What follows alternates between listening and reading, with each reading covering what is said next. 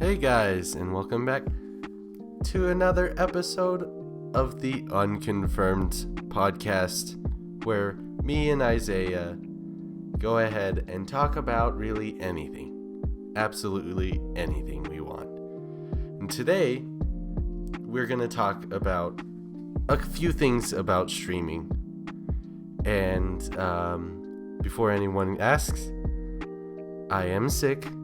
I do sound kind of weird, but it isn't Corona.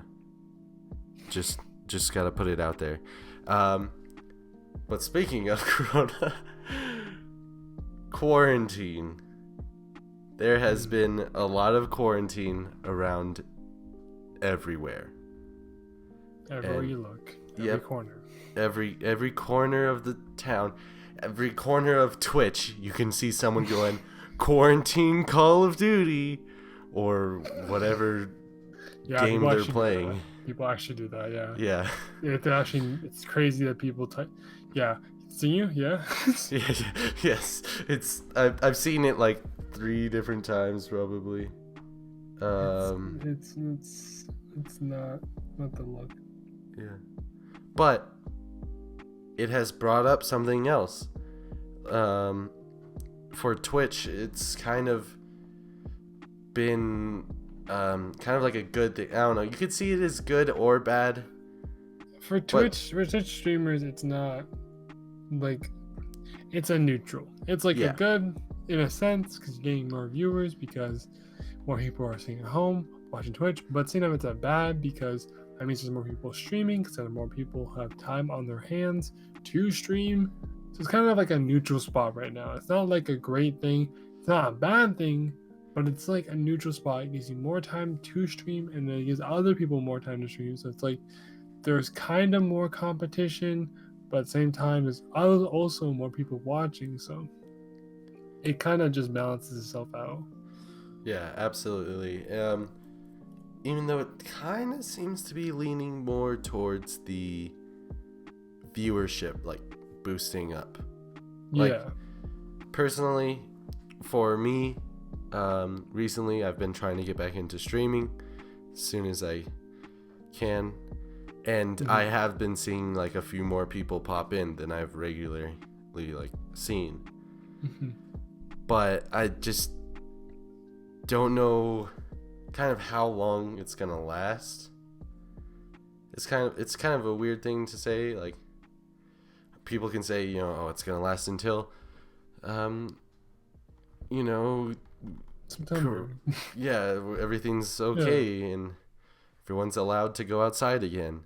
But I don't know. Who really knows? Who really knows? Like, because like there's a couple of people could actually come in your stream.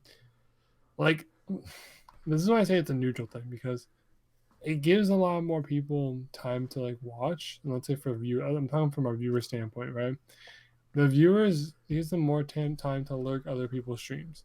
So when you lurk a stream, you can just kind of watch it, and then like, if you're not interested, you switch to another stream, whatever. But it gives a lot more people to lurk in the stream or just pop in the stream. But the thing is, if you don't establish a connection to the point where they follow, then they might not come back. Because if they don't follow, you know what I'm saying, they won't get the notification when you stream again. They won't know when you stream again unless they follow you on some type of social media where you post it. They won't know when you stream again, so then they won't be able to come back in your stream. So that's what I'm saying. It's kind of a neutral standpoint because it gives you more viewers, but who knows if those viewers are going to be long-term viewers, not just like people kind of popping in, popping out. You know what I'm saying? Yeah. So it's not. It's good because there's more people, but at the same time, it's not the best kind of people. No, I'm not saying best kind of people, but best kind of viewers. It's good for right now. Yeah. But you just kind of have to worry about. I mean, you shouldn't worry about it, but it does bring up thoughts about what's gonna happen once everyone's like most people that have been stuck inside watching Twitch are now allowed to go ahead and go do whatever they do and socialize. Yeah, like your viewership could just drop off the face of the earth. Like, you could average like 5 viewers during this whole thing and then hit affiliate or hit whatever, and then once everything is fine again, you'll average like 2 viewers, because those other 3 viewers were people who like to be active and go work out and go do things, but then they couldn't, so they went on Twitch because they also like games. But now they're not really into games; they're more into fitness and working out. And when they come home, they're tired, so they don't really want to watch Twitch. So there's just a lot of variables. You know what I mean? So the viewership you're getting right now and the viewership you're getting after might vary, but at the same time, it might not, because there's some people who stay committed. They'll come in every once in a while and show some love. Yeah, it's I don't know. It's kind of very interesting. It's tricky. Yeah, it's tricky. It's honest. It's tricky. it's something that's very, yeah, like you said, tricky. Now, I feel like bigger people, so say people that's now at affiliate, I feel like it might help them best. Yeah.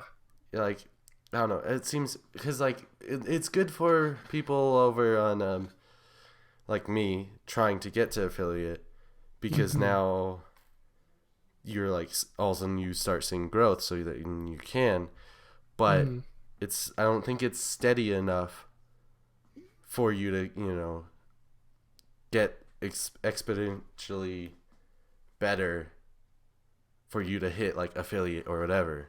I think it just depends on when you stream, though, because like Oh yeah, absolutely. Because like right now, games, like if you go into the categories of games on Twitch, like if I went on Twitch right now, for example, I'm gonna go on Twitch right now. All right. Live on the podcast, I'm going to Twitch, and I'm gonna recommend. Not even recommend. Let's go to categories, right? Just chatting went from 100K, I think it was, like usually, like Yeah, 50K, that's what's normally, to 150K. That's an extra 50,000 people. yeah. League of Legends, 130K. Usually, you roughly see it around 100K. So it's like another extra 30,000. Yeah. Fortnite, 90K. Modern Warfare, 90K. Like they're all kind of just boosting in a sense. So it really depends on what you're streaming, because now that there's more people with time on their hands, there's more people streaming. Yeah. And more people watching their favorite streamers. So it really depends on what you stream. I say this is the best time to stream like smaller games, like games with like 1,000 viewers, or like just under 10K viewers. Like anything under 10K viewers right now. Like Nioh 2 just came out, or Nioh 2, I should call it, because that's how it's actually pronounced. Nioh 2 just came out. It has 2.9K viewers. It's a good story type game. That'd be good for growth. Resident Evil 2, remastered, and VR chat, like just things that just have a smaller community would be great to stream right now, instead of going ahead and just scrolling up and streaming. Oh yeah, I want to stream my favorite games. I'm gonna stream Warzone. That has 90K people streaming. Yeah. You're not gonna get found. But if you start streaming, I don't know, I'm gonna scroll down. Tekken. Oh, I love Tekken. Tekken 7, right? Yeah. That has 2K viewers.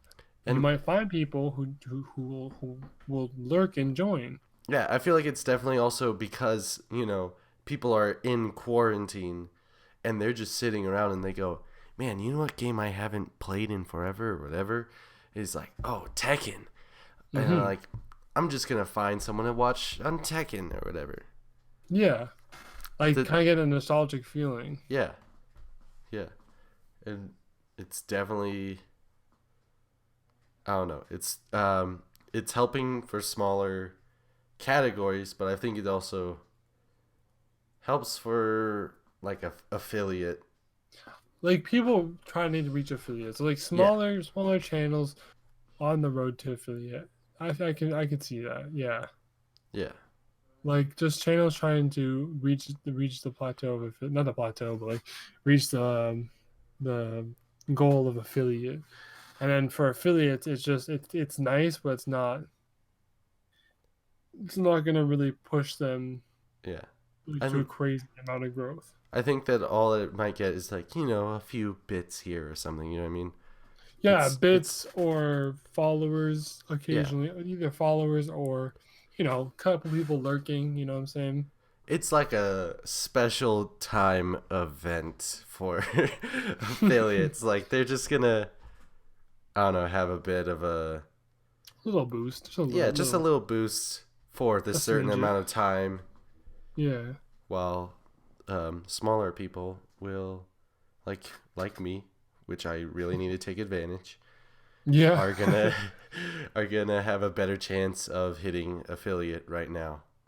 Mm-hmm. Which, if you guys have been noticing, I have been targeting myself and myself only when I say people that are trying to get to affiliate, because you have hit affiliate. Whoa, whoa, whoa, whoa. I mean, it happened like a few weeks ago or something. Yeah, a couple weeks ago, but it's still relevant. So yeah, let's talk about that. So this is for people. No, it's okay. This is for people like trying to reach affiliate, and this is like the best advice I guess I can give.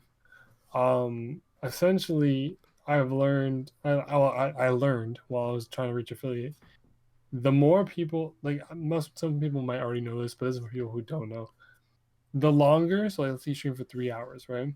The longer you have above 3 viewers, the better. So let's say you stream for an hour and you have like 10 viewers, it will bump up your average viewers, but not the extent that an average, you see an average of 5 viewers for 3 hours. That will bump up, that'll increase your average of viewers higher than like 10 viewers for an hour. So just try to keep that in mind when you're streaming. Also, once you become affiliate, there's so much you gotta do. This is kind of like an insider on what happens when you become affiliate. So, first thing that happens, you get the email. You got the email. They tell you, hey, welcome to you got the affiliate program. We want you to join it. You can accept, you can decline, whatever, and then you accept. But then you gotta put in a ton, not a ton, like a good amount of like tax information. Huh. Yeah, which is like something you probably weren't even thinking about. Which a lot of people most people don't think about that when they're just like, oh, affiliate money, yeah, cool, emotes, yeah, you know what I'm saying. But that's the first thing I had to do before officially like getting all my stuff in line, right? So basically, they give you the email or send you the email. You log into your Twitch. A couple of your settings take like maybe I'd say like a week, maybe 2 weeks to set up, because like if you go in your dashboard, it'll say we're still setting up a few things for your affiliate, but most things are there like the first couple days. But it'll still say like, oh, we're still setting up a couple things, so you might not see everything. But yeah, kind of tax information. You gotta tell them like they just need to know what to tax you, I guess, or like for tax returns or whatever and all that. So there's a ton of tax information. So you have to go through like, I think it was 2 or 3 documents of not like fucking like 10 pages. Like relax, like okay. like I think there were 2 pages each. Like you just sign, like virtually sign, and just like give them like three or like basic information, like where you live, what currency, and then like more personal shit like tax, tax return stuff. I'm not gonna really get into it, but like more personal tax return stuff. So once you fill all that out, then the normal stuff comes in. So like emotes, the stuff that people were expecting. Yeah. So then the emotes come in, the channel points, which is more recent, but channel points, rewards for channel points, subscriber badges, what else? I think that's pretty much it. Honestly, if I go through my settings right now, hold on. Also, there's also different things when you go to your dashboard too. So like for example, before you couldn't run an ad. Now, let's say you're streaming, I could run a 60-second ad break, Oh, for wow. example. Yeah. So like if you really want to, you could run an ad break or something. You know what I mean? I'm not really like into that. I mean, I could if I really had to go do something and then come back, but Yeah. like I'm never like that much into it. But it is handy to have on your dashboard. Also bits and stuff like cheers and bits, you can also set up all your notifications for that unless you already have. I recommend personally, even though you're not an affiliate, I recommend just setting up all your subscription notifications, your follow notifications, your cheer notifications, Yep. and your donation notifications. Yeah, just getting it all done early is also nice just because it lowers the work that you have to do later on. Plus, it's an easier transition Yeah. to affiliate. If you have everything already set up, it's an easier transition to affiliate. Um, I'm kind of just going through the affiliate settings right now. Um, yeah, you'll have to sign like an affiliate agreement that just like terms and services like of being an affiliate, like Yeah. like the revenue you get from bits, cheers, channel subscriptions, for example, advertisements, and how you prefer getting paid. So like PayPal, direct deposit into your bank account, I think was an option. Um, debit, whatever. There's a bunch of different types of payout methods. But fun fact, I didn't know this, but I'm sure someone else doesn't know this, so I don't feel as bad. You have to hit a certain amount of money, like let's say like on a payout, like let's say I have like 10 subscribers, right? I'm not sure what the amount is, but you have to hit a certain amount before you actually get a payout. So a payout is basically when Twitch pays you for like subscription, bits, all that. You have to hit a certain amount before you get paid, Yeah. if that makes sense. Yeah. Which I think most people know, but like I honestly did not know that. I thought it was just like whatever kind of like change you make, like you just like take the taxes and just send you whatever's left. Yeah, I mean that makes sense because I mean that if you're like, barely scraping in as a affiliate, Yeah. you don't really want like, oh, I get a monthly check of like, just 19 cents. Like 19, yeah. Like that's all I got, but I mean, I get it every month or whatever. You'd kind of rather have that decent sized payout.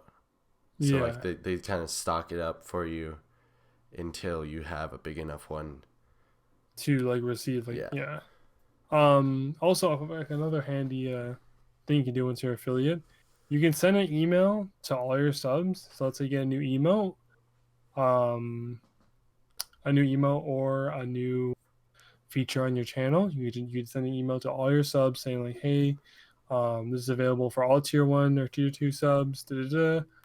You can also download your subscriber list. So let's say you have a Discord, you can download the list and then see if let's say you have roles, you can put tier 1, tier 2, tier Oh. 3 for each member in your Discord.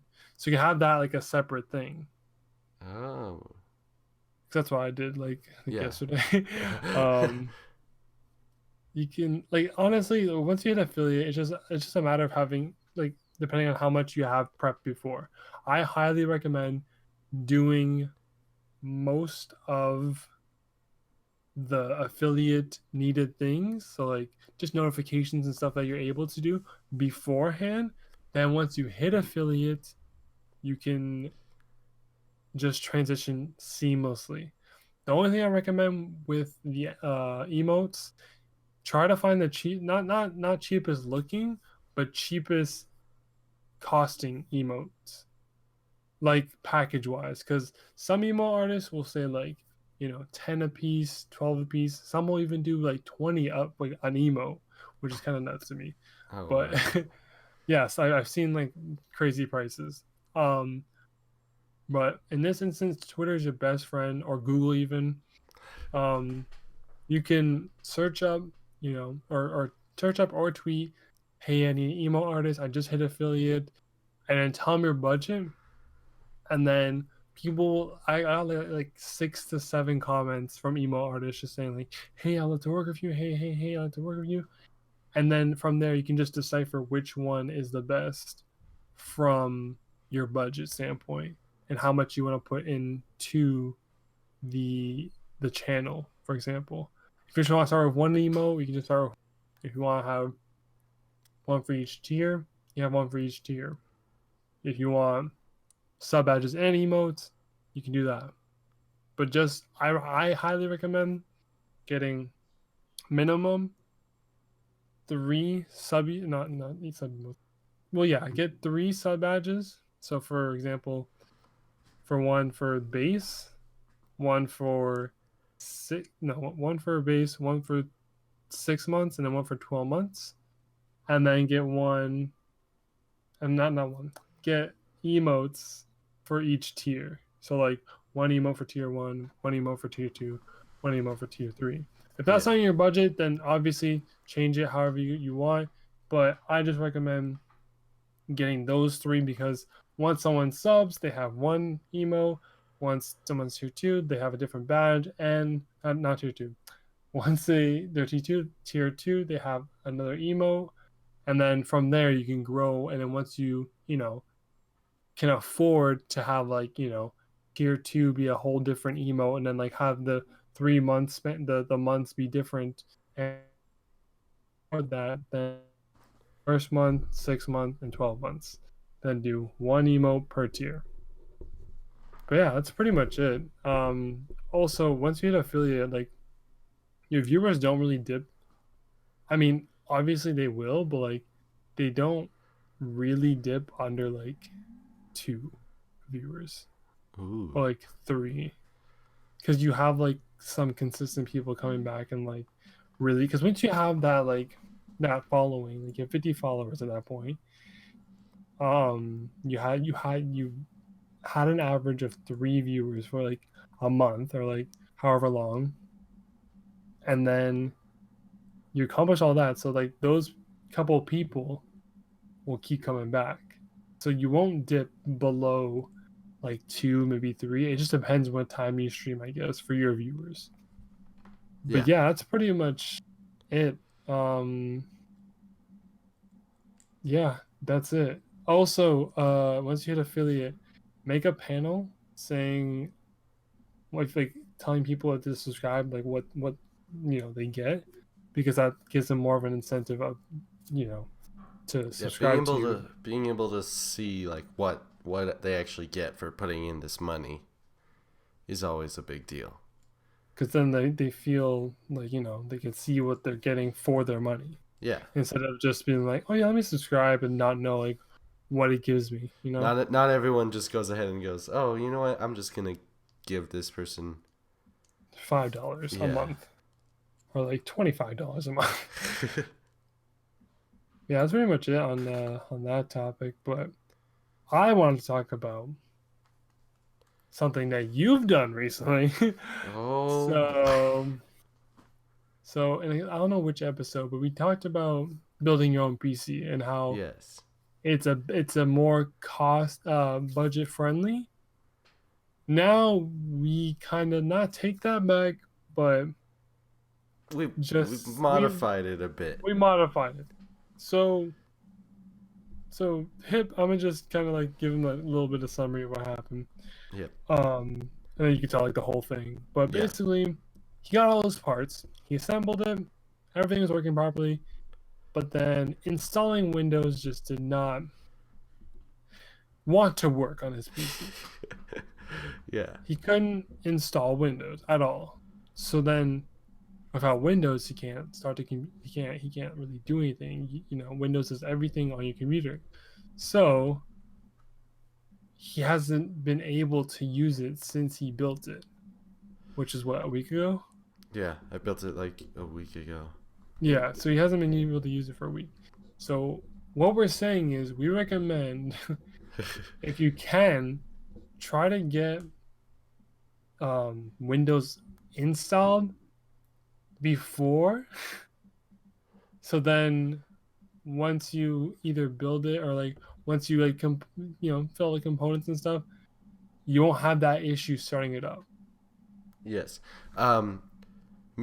Like you can also buy like the actual Windows bootable USB and all that stuff, but it's an extra like $200. So if you have the money and you're like, I don't want any problems, then I would say, yeah, go for that. But I still, like, I have wavered between going and just buying it. But, like, I don't know. For me, because I've done everything by my budget, like, I've been able to actually put this entire thing together. Excuse me.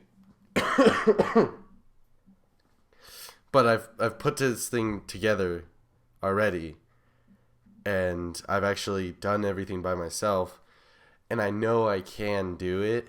It's just taking a lot because of quarantine. Yeah, because quarantine is getting in the way. I can't get my hands on a Windows because I don't know if you've seen my streams. You have like my Minecraft streams or my Terraria streams. You know that I play on a Mac. My computer is a Mac. My entire family are all Apple people, and so we all have Macs. But I need a Windows computer to... It sounds really ironic. I need a Windows computer to set up my Windows computer. Yeah. But that's mainly what the problem... I don't know. Maybe I'm just being really dumb. Maybe there is a way for Mac. If you have a way, please leave it in the comments. Please. Please message Hip personally on Twitter. Yes. It's _hippos. Message him personally saying like, yo, if you have a Mac, you can get Windows onto your computer. If you have a way, reach out to Hip so he can start streaming on his PC. But continue. Yeah, but I don't know. Maybe there is a way, but it's just... It's a difficult situation, and that's honestly kind of... Building the PC in general is this kind of difficult situation, but it is possible to figure it out. There are certain ways to do it. And it's all matters on how far do you want to push yourself to doing it. Like you can just pay an extra, I don't know how much, like $300, I don't know. 300, 200. Yeah. To just get it built for you. Mm-hmm. But again, it's really dependent on your budget. If you have a budget, I can, afford all these pieces and then get it built by someone, professional, then get that done. Yeah, absolutely. Do that. If you want to get all these pieces and want to try building it, I mean, you're spending all that money on the pieces. And what if you put the pieces together and it doesn't work? You know what I'm saying? Like, I highly recommend... We recommend now, going back to the previous episode, we recommend now, if you can afford it, get it built by a professional or work with a professional to do it. So, like, for example, Hip did it by himself. And that's the problem. I have friends that said, oh yeah, I've built my PC. If you need any help, contact me and I'll just like come over and help you fix it. But again, quarantine has limited my connection to people outside the household. Yes.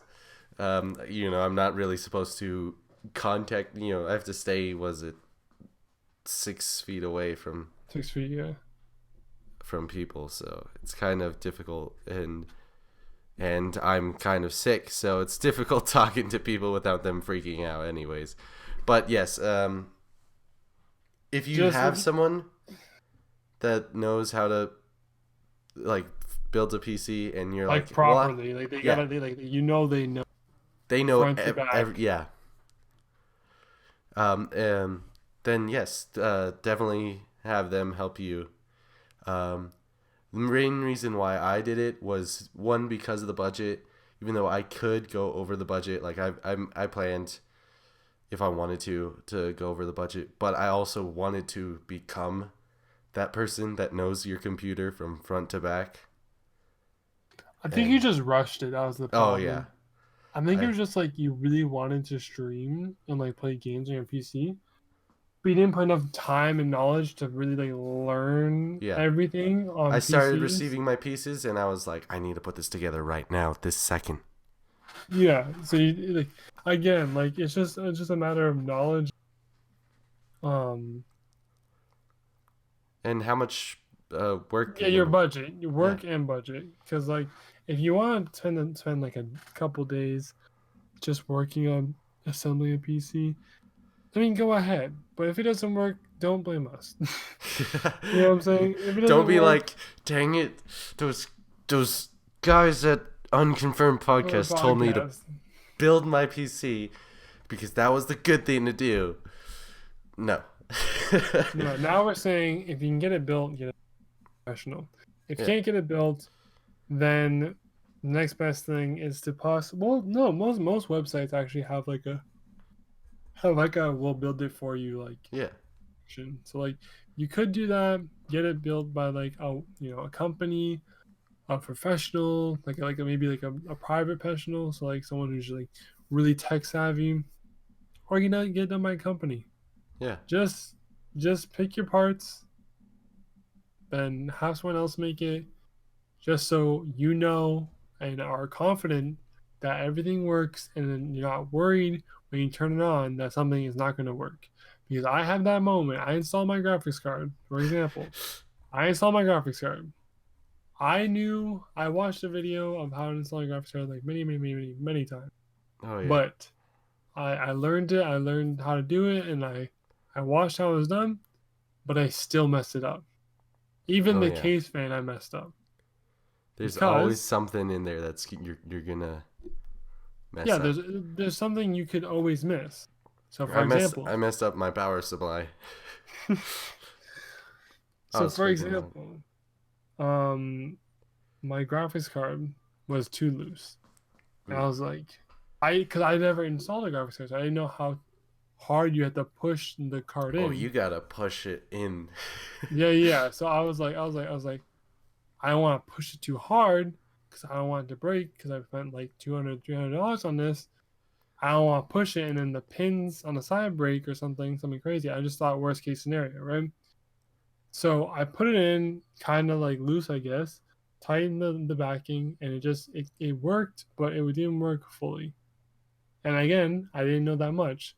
So what I did was, which was stupid, I no. still had my one screen plugged into like the integrated graphics, and then the other screen was the new graphics card. And I was like, okay, if I want to run two screens, I could just do that.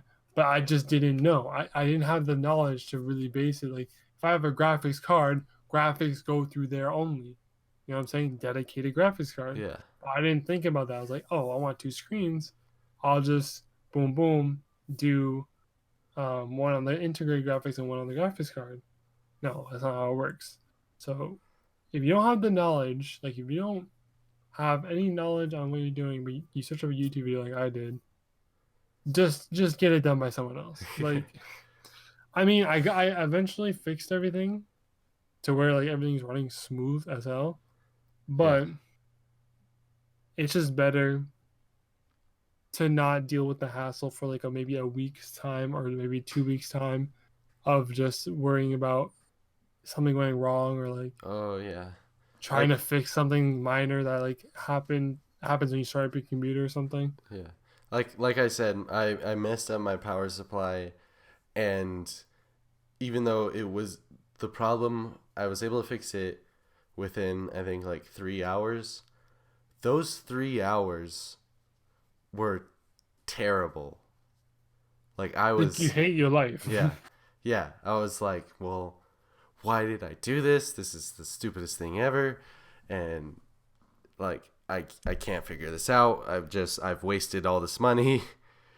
Yeah, And you just have to panic yeah, because you absolutely do. You just start like freaking out because maybe this was not a good choice. And sometimes it's better just to not risk that and go ahead and just pay someone that, or just even have your like friend that they know what they're doing. you gotta make sure that they know what they're doing. Yeah. Because then your friend could fuck it up also. Your friend could say, yeah, I know tons about computers and PCs and stuff. Meanwhile, he probably just opened his PS4 one time. Yeah. Like That's like if someone was like, "Hey, do you know how to build a PC?" to like me right now. I'm like, "Yeah. I mean, kind of." yeah, it comes like you'll panic. So for example, the way he panicked was because he had a lack of knowledge. He Yeah. knew he had a lack of knowledge, so he wouldn't panic if he had the knowledge.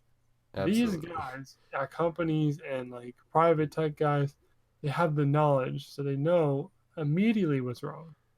You know Yes. what's wrong, you know how to fix it, they know loopholes Yeah. around like the problem, and you know like 6 different ways to fix it.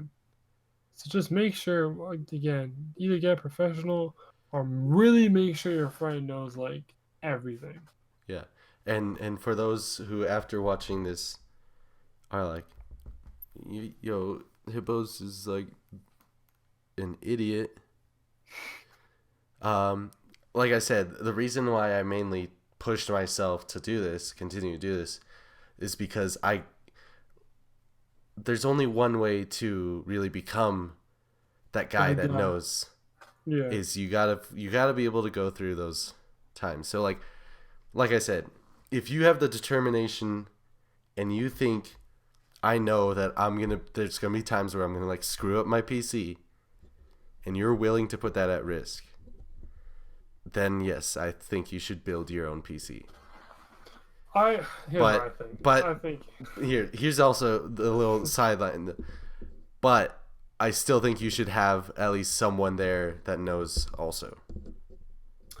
here's what I think. I think you should if you want to build a PC, I think you should take a course.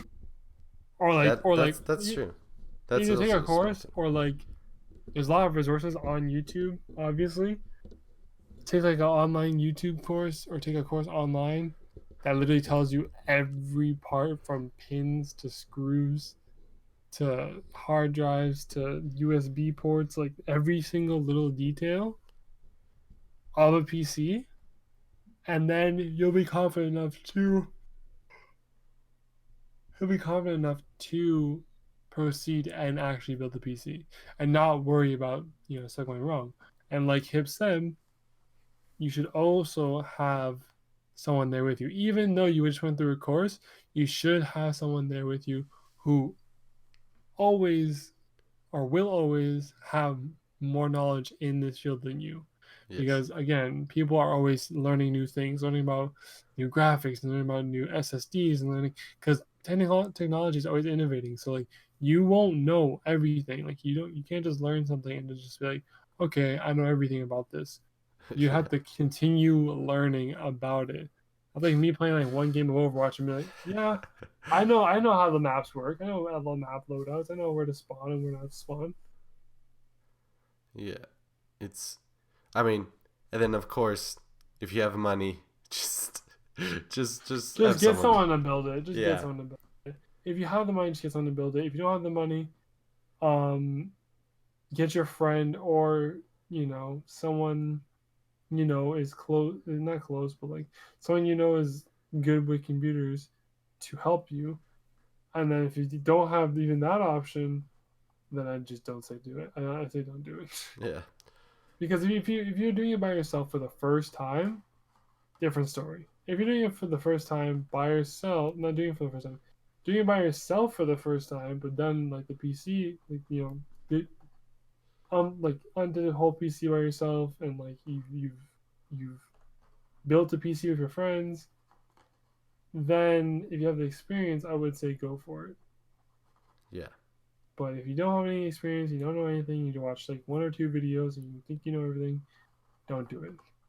Just get someone to build it and enjoy. All right. Anyways, we are done for this episode. That's we talked a lot about computers. That was we did. Yeah. But if you guys enjoyed this podcast, please make sure to give us feedback either through our Twitter at the Unconfirmed Cast, right? Yeah, at the Unconfirmed Cast on Twitter. Yep. If you're watching on the audio, if you're on the format, check us out on YouTube for the video format. If you're watching the video format, check us out on Apple Podcasts, Google Podcasts, and Spotify. Yeah. They're available on all streaming networks, even the smaller ones like the podcast. Like Rocket Cast or whatever. Rocket Cast. We're also available on Anchor if you listen on Anchor. And then if you're listening on any audio formats, again, check out the video because we might have some video stuff in the. Yeah, we do have a little bit more for our audio, or not audio, video footage. Video format, yeah. We add little visuals and stuff. Little bedazzle here, a little bedazzle there. So if you're listening and you want to check out something more visually appealing, I guess, check out the video format. Leave a comment. Leave a like, leave your feedback in the ratings on Apple Podcasts or Spotify or again Google Podcasts. Leave us a rating. If you think it's trash, tell us we're trash. If you think we're good, tell us why you think we're good. Just tell us why. For each one, tell us why we're good, why we're bad, and then we'll use that feedback to grow with the brand. Yep, we are mainly based off of the feedback of our listeners, and it really helps us learn what we did good, what we did bad, what works, what doesn't work. And what better, what we can do better to fix our podcast for the enjoyment of you guys, the listeners. But so on that note, thank you guys so much for coming along with us on this journey. Hopefully we will be getting back to our normal schedule for now. Yeah, Wednesday. Hopefully we can do once a week. We'll here's the thing, guys. We'll aim for once a week. We won't try to do. We'll try to do Wednesdays, but if we don't do Wednesdays, it'll just be a weekly episode. I will try to get back on for the video watchers. I will try to get back on the rework series. I haven't been really consistent with that. So we're gonna try to get the reworked series back up and running, maybe next week or the week after, depending when this is posted. And yeah, that's pretty much it, guys. We'll see you guys later, and yeah, that's it. Yep. See ya. All right. See ya.